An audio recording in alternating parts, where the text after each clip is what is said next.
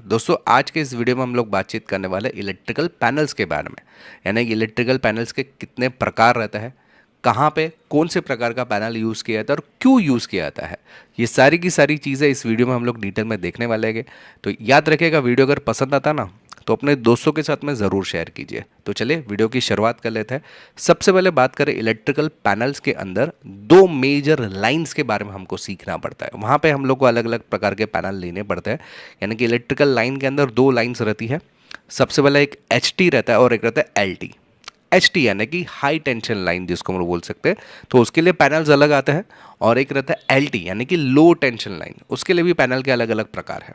ठीक है।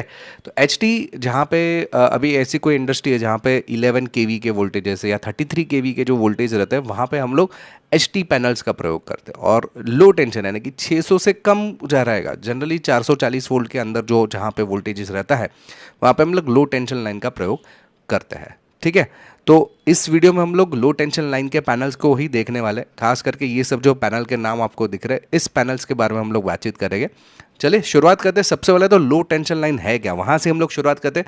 बाद में इस जो पैनल के प्रकार है ना, उसको एकदम डिटेल में डिस्कस करेंगे। तो यहाँ पे जो आपको पैनल नजर आ रहा है, ये सारा का सारा लो टेंशन लाइन का पैनल है। हालांकि ये बहुत बड़ा पैनल है, ये छोटी मोटी इंडस्ट्री में इतने बड़े पैनल्स लगते हैं, लेकिन हमारे बिल्डिंग्स वगैरह में इतने बड़े पैनल्स नहीं इस्तेमाल किया जाता है।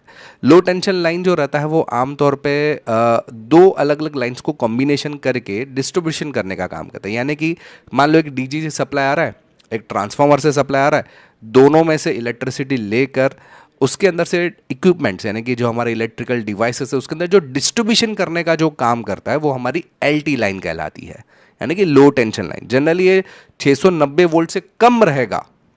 ओके, तो हम लोग एलटी उसको गिनते हैं। 690 वोल्ट से अगर ज़्यादा वोल्टेज है तो आमतौर पे हम लोग हाई टेंशन लाइन उसको बोलते हैं। तो यहाँ पे आपको ये जो पैनल नज़र आ रहा है, ये 690 वोल्ट से कम है। यहाँ पे जो कलर कोड की अगर मैं बात करूँ, यहाँ पे अलग अलग कलर कोड नज़र आ रहा है, जिसमें डीजी से आने वाला जो इनकमिंग पैनल रहता है वो ऑरेंज कलर में रहता है। ये डीजी से आया हुआ सप्लाई है। डीजी है ना, डीजल जनरेटर। अगर ट्रांसफार्मर से आता है तो जनरली उसको ब्लू कलर मार्किंग किया जाता है, आमतौर पर ये मार्किंग रहते हैं। फिर अगर बस कपलर पैनल है तो ये जनरली येलो कलर में आता है, बस कपलर। ओके, बस कपलर क्या है, मैंने इसके लिए अलग से वीडियो बनाया हुआ है। आप यहाँ पे आई का जो आइकॉन है, इसके ज़रिए वो वीडियो भी आप देख सकते हैं। बाकी जो अलग अलग जो पैनल्स रहता है, जो फीडर के लिए या कंट्रोलिंग्स के लिए, वो जनरली ग्रे कलर्स में रहता है। तो ये सब जो चीज़ें रहती है वो आम तौर पे हमारे अलग अलग कलर्स को दर्शाती है कि ये कलर्स के ज़रिए भी हमें पहचान में आ जाए कि हाँ ये डीजी का है, ये ट्रांसफार्मर का। इस तरीके से पैनल को डिस्ट्रीब्यूट किया जाता है।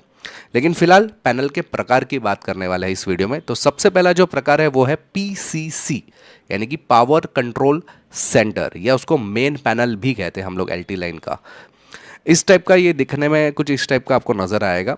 ये जनरली इसका काम क्या रहता है, ये मेन काम रहता है combination of circuit of several places, यानी कि इनकमिंग फीडर लाइंस है और आउटगोइंग जो लाइंस है, उन दोनों को जो कंट्रोल करने का जो काम करता है, एक सिंगल जगह से कंट्रोल करने का काम करता है, वो हमारा है पीसीसी। देखिए यहाँ पे लिखा हुआ है, the power control centre panel works by the combination circuit of several places into a single central hub. यानी कि इनकमिंग लाइंस आ रही है, बहुत सारी आउटगोइंग लाइंस आ रही है, वो सारे के सारे कंट्रोल करने का काम पीसीसी पैनल करेगा। ओके, तो अगर ये नहीं रहेगा ना तो बहुत सारी मुश्किल हो सकती है पावर को डिस्ट्रीब्यूट करने के लिए। ठीक है। इसके अलावा इसके अंदर कंपोनेंट्स की बात करें तो इस पैनल के अंदर आमतौर पे सर्किट ब्रेकर्स रहते हैं, फ्यूज़ रहते हैं, आइसोलेटेड ट्रांसफार्मर रहता है, एचआरसी फ्यूजेस रहते हैं, फिर हम लोग ईएलसीबी रहता है, या जीएफसीआई रहता है, या स्विचिंग डिवाइसेस रहता है, या प्रोटेक्टर्स रहता है, गियर्स रहते हैं, ट्रिपिंग सर्किट रहती है। बहुत सारी चीज़ें जो रहती है इस टाइप के पैनल्स में आपको देखने मिल जाती है। तो ये है पीसीसी पैनल। इसके बाद आता है MCC panel, motor control central panel. आमतौर पे ये पैनल आपको इंडस्ट्री में ही नज़र आता है, जहाँ पे आपको समझो बहुत सारे मोटर्स है और उसको कंट्रोल करने वाला एक पैनल, अलग से एक पैनल ही दे दिया जाए, जहाँ से सारी की सारी मोटर्स को यहाँ पे इस पैनल के ज़रिए अगर नियंत्रित करना है तो आप एमसीसी पैनल का आप यूज़ कर सकते हैं। यहाँ पे देख सकते हैं हर एक मोटर्स को कंट्रोल करने वाले पैनल्स के हैं। यहाँ पे उसका एमसीबी वगैरह जो है, मतलब एमसीसीबी वगैरह आपको यहाँ पे नज़र आ रहा है। साथ ही साथ इसके अंदर लाइंस और जो इनकमिंग और आउटगोइंग लाइंस वगैरह रहेगी, उसका जो पावर सप्लाई जो रहता है 3 फेज़ का आ रहा है कि नहीं, उसको चेक करने के लिए उसका वोल्ट मीटर, एम्पेयर मीटर, सारी की सारी चीज़ें आपको यहाँ पे इस पैनल में मिल जाती है। कभी कभार ऐसा भी होता है कि हमारा जो ये पीसीसी पैनल और MCC पैनल एक साथ में मिक्स भी आ जाए, कभी कभी ऐसा भी होता है, डिपेंड आपका कंपनी क्या है और कंपनी के अंदर एप्लीकेशन क्या है उसके हिसाब से डिपेंड करता है। इसके बाद आता है पावर डिस्ट्रीब्यूशन बोर्ड यानी कि PDB पैनल। PDB पैनल क्या है उसको आगे बढ़ाने से पहले जानकारी बता दूं, हम लोग ने ऑनलाइन में भी बहुत सारे कोर्सेज चालू कर दिए जिसमें PLC है, RLC भी एक पैनल है, इसके अलावा मोटर रिमाइंडिंग है, इलेक्ट्रॉनिक्स है, वीडियो एडिटिंग, साउंड एडिटिंग है, कंप्यूटर हार्डवेयर है, नेटवर्किंग है, CCNA है, प्रोग्रामिंग में भी बहुत सारे C प्रोसेस, जावा, SQL, VB, फिर वैसे ही रोबोटिक्स में भी कोर्सेस है, आर्डिनो है, पाइथन है, रास्पबेरी पाई है, मोबाइल रिपेयरिंग है, बहुत सारे कोर्सेज है। अगर आपको ये कोर्सेज करना है तो मोबाइल में एक एप्लीकेशन डाउनलोड करना है, एप्लीकेशन का नाम है प्लस पॉइंट ट्रेनिंग, ये आपको गूगल प्ले स्टोर पर मिल जाएगा। अधिक जानकारी के लिए मेरा व्हाट्सअप नंबर है, इसमें मुझे केवल हाई का मैसेज डाल दीजिए तो मैं सारी जानकारी आपको व्हाट्सअप के माध्यम से भिजवा दूंगा। तो चलिए शुरुआत करते हैं PDB पैनल के बारे में, यानी कि पावर डिस्ट्रीब्यूशन बोर्ड के बारे में। तो पावर डिस्ट्रीब्यूशन बोर्ड देखने में कुछ इस प्रकार से आपको नज़र आता है। ये जो पावर डिस्ट्रीब्यूशन बोर्ड रहता है ना, इसका मेन काम क्या रहता है, जो पावर आ रहा है उसको आपको अलग अलग इक्विपमेंट्स के अंदर डिस्ट्रीब्यूट करना।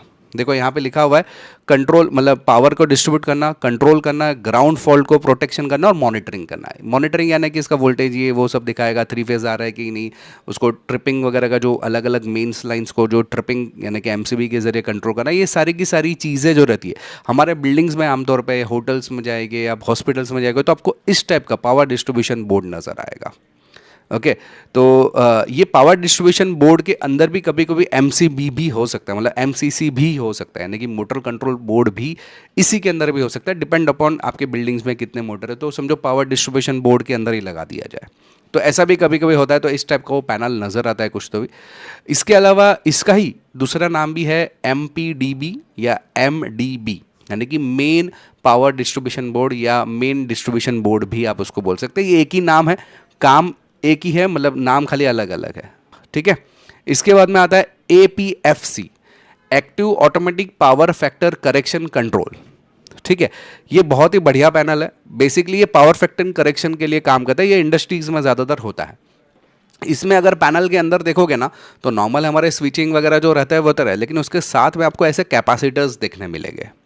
ओके, इसका काम है आपका जो पावर फैक्टर करेक्शन करना, तो जिससे पावर लॉस कम हो जाए, मैक्सिमम हम लोग यूटिलाइज कर सकते हैं जो हमारे पावर का, और रिएक्टिव पावर कम करके अपेरेंट पावर को मतलब हम लोग इंक्रीज करें, मतलब रिएक्टिव पावर को कम करें, अपेरेंट पावर बढ़ा दे। तो पावर फैक्टर जो पावर के जो लॉसेस होते हैं हमारे फैक्ट्रीज में या इंडस्ट्रीज में, उसको कम करने का काम ये करता है APFC, ठीक है। ये पावर फैक्टर करेक्शन करने का काम करता है। तो पैनल कुछ इस तरीके से अंदर से आपको नजर आएगा। इसके बाद आता है DG या AMF पैनल, यानी कि डीजल जनरेटर पैनल आ गया, या ऑटोमेटिक मेंस फेलियर पैनल आ गया, या डीजल सिंक्रोनाइजेशन पैनल आ गया। इस टाइप के जो पैनल्स आते हैं, या अभी DG पैनल आपको कुछ इस प्रकार से नजर आएगा। सिंपल DG पैनल है, DG का लाइन है, उसको कंट्रोल यहाँ से किया जाए। इसके अलावा अगर AMF की बात करें, ऑटोमेटिक मेंस फेलियर, यानी कि अगर समझो यहाँ पे मेंस है और यहाँ पे DG की लाइन है, दोनों में से जो भी लाइन में से एक ही लाइन में से आउटपुट आपको बाहर निकालना है, तो उस टाइप का कंट्रोलर AD करता है। या डीजल सिंक्रोनाइजेशन भी कर सकता है, यानी 5-6 डीजल मतलब जनरेटर्स लगे वो, उसमें से सिंक्रोनाइज, सब में से थोड़ा थोड़ा थोड़ा पावर सप्लाई करके सिंक्रोनाइज करके बाहर निकलना है, तो ये DG सिंक्रोनाइजेशन काम करता है। उसको और थोड़ा डिटेल में बताता हूँ। सबसे पहले AMF के बारे में बताऊँ, यानी कि ऑटोमेटिक मेंस फेलियर जो है कुछ इस प्रकार से काम करता है। आप देख सकते हैं यहाँ पे हमारा ट्रांसफार्मर का सप्लाई आ रहा है और यहाँ पे हमारा डिजिटल DG का सप्लाई आ रहा है, ठीक है। तो AMF पैनल क्या करेगा, जो आपको आउटपुट मिल रहा है ना, ये समझो आपका आउटपुट लोड है, ठीक है। तो अगर समझ लो यहाँ पे कुछ दिक्कत होगी तो ये AMF क्या करेगा, डीजल जनरेटर का पावर सप्लाई चालू करके लोड को सप्लाई करेगा। तो ये AMF पैनल रहता है, दोनों में से कोई भी एक चलेगा, पावर सप्लाई चलेगा या डीजल जनरेटर चलेगा, ठीक है। इसी प्रकार से डीजल सिंक्रोनाइजेशन का मतलब क्या होता है कि ये ऐसे भी आप बोल सकते हैं कि ट्रांसफार्मर से आने वाला सप्लाई और डीजल से आने वाला सप्लाई, दोनों में से समझो यहाँ पे कम आ गया तो डीजल जनरेटर चालू करके देगा, या समझो यहाँ पे नहीं आ रहा तो डीजल से आएगा, या डीजल नहीं चालू हो तो इधर से करेगा, तो वो सिंक्रोनाइज करने का काम करेगा। या आपके पास अगर 5-6 जनरेटर्स है, यहाँ पे आप देख सकते हैं बहुत सारे जनरेटर, एक मास्टर है, 2 स्लेव आपको जनरेटर्स नज़र आ रहे हैं, ये सबके साथ में सिंक्रोनाइज करके जो आउटपुट प्रोवाइड करने का जो काम करता है वो DG सिंक्रोनाइजेशन पैनल करता है। अगर ट्रांसफार्मर फेल हो गया, कुछ ग्रिड ट्रांसफार्मर या कुछ भी फेल हो गया, तो सब डीजल जनरेटर को मिला के आपको आउटपुट देने का काम ये DG करता है, ठीक है, डीजी सिंक्रोनाइजेशन इसको बोल सकते हैं। ये भी बहुत ही बढ़िया पैनल है, इंडस्ट्रीज़ में काफ़ी सारी जगह पे यूज़ होता है। ये भी आपको लो टेंशन लाइन के लिए ही यूज़ किया जाता है। इसके अलावा कुछ पैनल्स की बात करो तो वीएफडी पैनल यानी कि वेरिएबल फ्रीक्वेंसी ड्राइव पैनल, जो कि आपकी मोटर्स को कंट्रोल करने का काम करता है। PLC panel, programmable logic control panel, इसके ऊपर तो हमारा ऑलरेडी कोर्स है जिसमें हम लोग प्रोग्रामिंग करके बहुत सारी चीज़ों को ऑटोमेटेड कर सकते हैं इंडस्ट्री के अंदर, तो ये पीएलसी पैनल भी यूज़ करते हैं। आता है एलडीबी यानी कि लाइट डिस्ट्रीब्यूशन बोर्ड। जनरली जहाँ पे कंस्ट्रक्शन चालू है वहाँ पे हम लोग लाइट को डिस्ट्रीब्यूट करना चाहते हैं अलग अलग जगह पे, या कुछ अभी समझो छोटी मोटी ऑफिस है उसके अंदर अगर लाइन को डिस्ट्रीब्यूशन करना चाहते हैं तो आप एलडीबी लगाते हैं हम लोग, लाइटिंग डिस्ट्रीब्यूशन बोर्ड। तो अभी समझो मेरी ऑफिस में मेरे समझो 10-15 रूम्स है, तो हर एक जगह पे मतलब अलग अलग सप्लाई जाना चाहिए, तो वो मैंने क्या किया, हर जगह पे मैंने एलडीबी लगा के रखा है, लाइट डिस्ट्रीब्यूशन बोर्ड लगा के रखा है। ठीक है, जो मेंस का सप्लाई है उसको डिस्ट्रीब्यूट करके फिर अलग अलग पहले तो रूम्स के तरफ ले जाए, फिर उधर से डीपी से हमारे रूम्स के अंदर आता है, उसको भी अलग कंट्रोल करने के लिए एलडीबी लगाया हुआ है। तो इस तरीके से जो सप्लाईज आते हैं वो सब अलग अलग टाइप के पैनल्स रहते हैं। तो आई होप कि आपको जितने भी प्रकार के पैनल दिखाए कौन से थे, एक पीसीसी था, एमसीसी था, एलडीबी था, फिर जो हमारा कैपेसिटर वाला पैनल था, फिर डीजी जनरेटर वाला पैनल था, फिर एलडीबी पैनल था, ये सारे के सारे जो पैनल्स है वो सब लो लाइन यानी कि लो टेंशन के लिए यूज़ करते हैं आमतौर पे। तो आई होप कि दोस्तों ये वीडियो आपको पसंद आया रहेगा।